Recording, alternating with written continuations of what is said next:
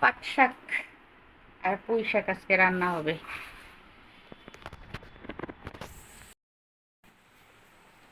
দুজনে মিলে এখন শাক মাছ এগুলো কুটে নেব, ম্যাডামের সাথে সাথে আমিও কুটে নেব।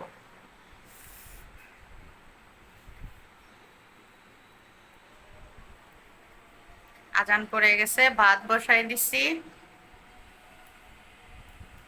ভাত হচ্ছে আর এখন আমরা শাক মাছ কুটে নেব। তো আজকে রান্না বান্না কমপ্লিট করে তোমাদের মাঝে চলে আসলাম। বুয়া কাজ টাজ করে সবকিছু করে চলে গিয়েছে।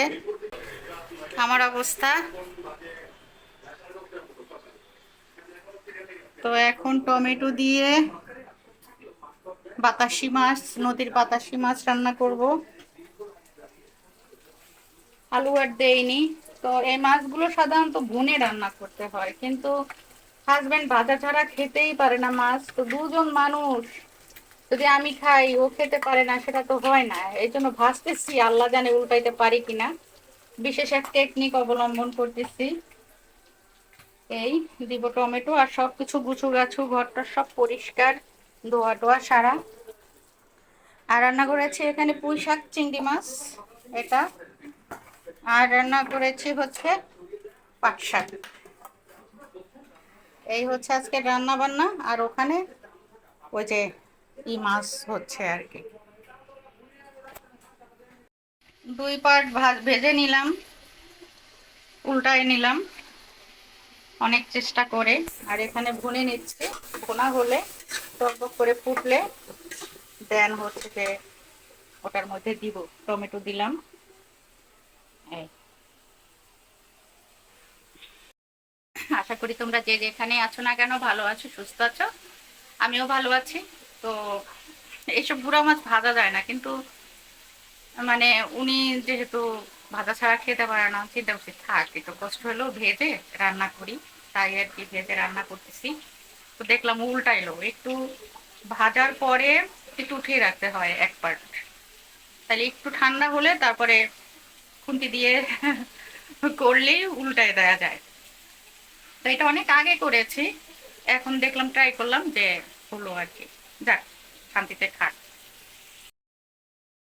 তো এখানে বন্ধুরা আমার হাজবেন্ড উনি চেয়েছিল চা, তো ওনার জন্য চা করছি। কিন্তু চা করতে গিয়ে দেখি যে দুধ, তারপর চা পাতা, এগুলো কোনোগুলোই কৌটোয় নেই, সবগুলো প্যাকেট থেকে বের করতে হবে। তো তো তাড়াহুড়ো ছিল, দেখো ধরতে গিয়ে পড়ে যাচ্ছে।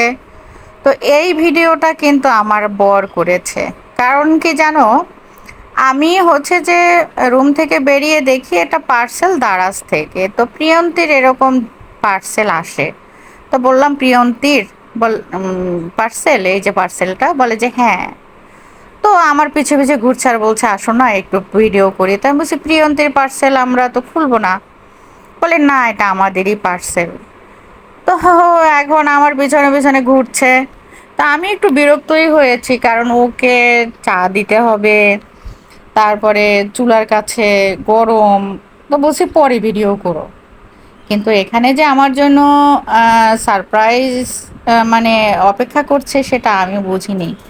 কিছুদিন আগে বন্ধুরা তোমরা দেখেছো আমার একটা কাপ এসেছে আমাদের দুজনার ছবি দিয়ে, তো সেটাই ও পানি খাচ্ছে। তো পরে মনেও হলো, মনে হয় যে এটাও ঠিক করেনি, একটা করেছে।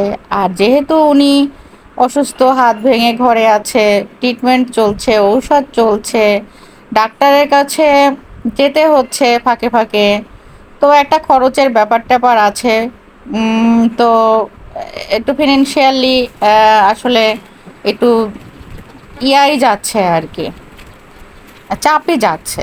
তো সেখানে এই যে ওর ফিরে ফিরিতে ওনা পরে এসে দেন হচ্ছে যে কাটছি। তো পরে কাটতে কাটতে দেখি যে আবার সেই মগ।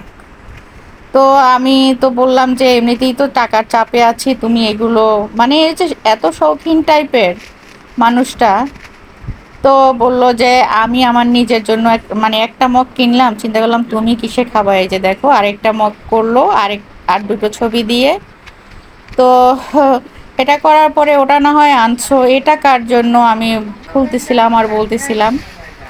তো পরে দেখি যে এটা নিয়ে আসছে প্রিয়ন্তীর জন্য। প্রিয়ন্তী ছবি খুব কম তুলে, সেই ছবি কালেক্ট করে দেখো প্রিয়ন্তীর জন্য একটা মগ নিয়ে আসছে। খুবই ভালো লেগেছে, এত বিবেকবান মানুষ, মানে আমার কথা চিন্তা করেছে, প্রিয়ন্তীর কথা চিন্তা করেছে, একার জন্য হবে না। খুবই খুশি হলাম, অনেক ধন্যবাদ স্বামী তোমাকে। এভাবেই থেকো আমাদের পাশে আজীবন, ছোট ছোট জিনিস দিয়েই আমাদেরকে মন ভরে রেখো, শান্তিতে রেখো। আচ্ছা, এনজয়। খুব খুশি হয়েছি।